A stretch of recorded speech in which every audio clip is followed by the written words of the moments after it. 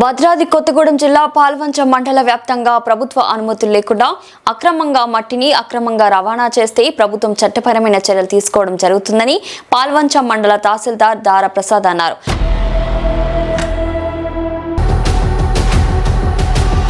ఈ సందర్భంగా మీడియాతో మాట్లాడుతూ ఎవరైనా మట్టి కావాల్సి ఉంటే ప్రభుత్వ భూములైనా పట్టా భూములైనా సంబంధిత సర్వే నెంబర్లను దస్తావేజులు పరిశీలించి అసెస్మెంట్ చేసిన తర్వాతే చలాన్ రూపంలో డబ్బులను చెల్లించిన తర్వాతే మట్టి తలకాలను చేపట్టాల్సి ఉంటుందని గుర్తు చేశారు.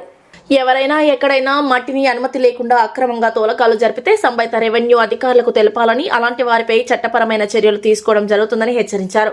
రాష్ట్ర ప్రభుత్వం ఆదేశాల మేరకు మట్టి కావాల్సిన లబ్ధిదారులు చలానా చెల్లించిన తర్వాతనే తోలకాలు నిర్వహించాలన్నారు. అదే క్రమంలో పాల్వంచ కేటీపీఎస్ కరకట్ట మట్టి తోలకంపై మీడియా వివరణ కోరగా కొందరు అక్రమార్కులు కేటీపీఎస్ వద్ద కరకట్టను ఎత్తుగా పునర్నిర్మాణం కోసమని హైట్ పెంచే తరుణంలో సంబంధిత కాంట్రాక్టర్లు మట్టి తోలకాలు భారీగా చేపడుతున్నప్పటికీ అక్రమార్కులకు కొందరు కేటీపీఎస్ అధికారులే అండదండగా నిలుస్తూ వారికి వత్తాసు పలకడంతో ఎవరు అడ్డు వస్తారో చూస్తాం, మమ్మల్ని ఆపేవారెవరున్నారు, అంతా మా ఇష్టమని మరి మట్టి తోలకాన్ని చేపట్టడం వెనక భద్రాద్రి కొత్తగూడెం జిల్లా పాల్వంచ మండలం దందా యథార్చగా చేపడుతున్నట్లు ప్రజలు చెప్తున్నారు. అనుమతి లేకుండా కొందరు ఫ్లైయాష్ తరలిస్తున్నట్లు తన దృష్టికి వచ్చిందని తెలిపారు. అలాంటి కరకట్ట అక్రమ ఫ్లైయాష్ భారీ మట్టి తోలకాలపై అతి త్వరలోనే తనిఖీ కార్యక్రమం చేపడతామని పాల్వంచ తహసీల్దార్ దారా ప్రసాద్ తెలిపారు. అదే క్రమంలో ఫ్లైయాష్ వద్ద మట్టిని తరలిస్తున్న క్రమంలో రోడ్లకు ఇరువైపుల ఇండ్లలో దుమ్ము ధూళి ప్రవహించడంతో ప్రజలు తీవ్ర అనారోగ్యం పాల్గొనడం జరుగుతుందని సంబంధిత ఫ్లైయాష్ కాంట్రాక్టర్ నిర్వాహకులు అటు రోడ్లపై ఎప్పటికప్పుడు నీళ్లు చల్లి దుమ్ము ధూళి పైకి లేవకుండా ప్రత్యేక చర్యలు చేపట్టాలని, ప్రభుత్వ నిబంధనలు ఉన్నప్పటికీ సంబంధిత కాంట్రాక్టర్ గుత్తిదారుల నిర్లక్ష్యం మూలన అనేక మంది ప్రజలు అనారోగ్యం పాలవుతున్నారని ఆగ్రహం వ్యక్తం చేశారు. పాల్వంచ మండల వ్యాప్తంగా ఎక్కడైనా మట్టికి ప్రభుత్వ అనుమతులు లేకుండా రవాణా చేస్తే వాహనాలు సీజ్ చేసి చట్టపరమైన చర్యలు తీసుకోవడం జరుగుతుందని హెచ్చరించారు. ఇప్పటికైనా మట్టికి సంబంధించిన కాంట్రాక్టర్లు గుత్తేదారులు తప్పనిసరిగా రెవెన్యూ శాఖ నుండి అనుమతి పొందాలని, లేని యెడల అక్రమ రవాణా ప్రదేశంలోని తనిఖీలను నిర్వహించి వాహనాలను అదుపులోకి తీసుకుని వ్యక్తులపై చట్టపరమైన చర్యలు తీసుకుని జైలుకు పంపించడం జరుగుతుందని గుర్తు చేశారు. ఇప్పటివరకు పాల్వంచ మండలానికి సంబంధించి మన మండలంలో ఎక్కడా కూడా మట్టి తోలకాలకు కానివ్వండి ఎవరికి కూడా పర్మిషన్ ఇవ్వలేదు. ఎందుకనంటే ఏదైనా పర్మిషన్ కావాలనుకుంటే అది ప్రభుత్వ భూమి అయినా సరే, పట్టా ల్యాండ్ అయినా సరే మనం వాళ్ళు దరఖాస్తు చేసుకోవాల్సి ఉంటుంది.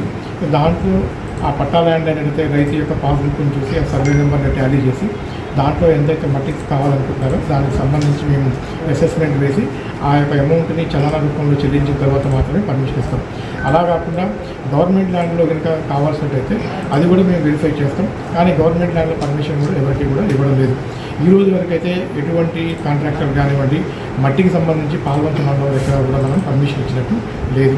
మోరోవర్ ఎవరైనా సరే ఇల్లీగల్గా గవర్నమెంట్ భూముల్లో కానివ్వండి, పట్టా ల్యాండ్లో కానివ్వండి ఎక్కడైనా మట్టి తవ్వకాలు జరిగినట్టు కనుక తెలిసినట్టయితే వారిపై మేము కఠిన చర్యలు తీసుకోవడానికి కూడా వెనకాలం అని తెలియజేస్తున్నాం. అట్లాగనే శాండ్కి సంబంధించి మనము ఇప్పుడు ఏదైతే దంతెరగూడలో మనం శాండ్ రీచ్ను ఒకటి స్టార్ట్ చేయడం జరిగింది.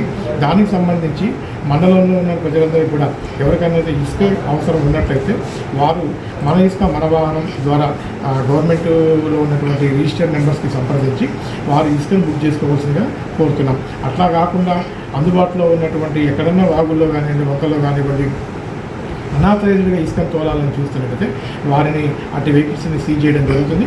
వారి మీద పెనాల్టీ వేయడం కూడా జరుగుతుంది. ఇంకోటి ఏంటంటే అనాథరైజ్డ్గా వస్తున్నటువంటి ఇసుకలో ఎటువంటి అంటే నాణ్యమైనటువంటి ఇసుక లేదు.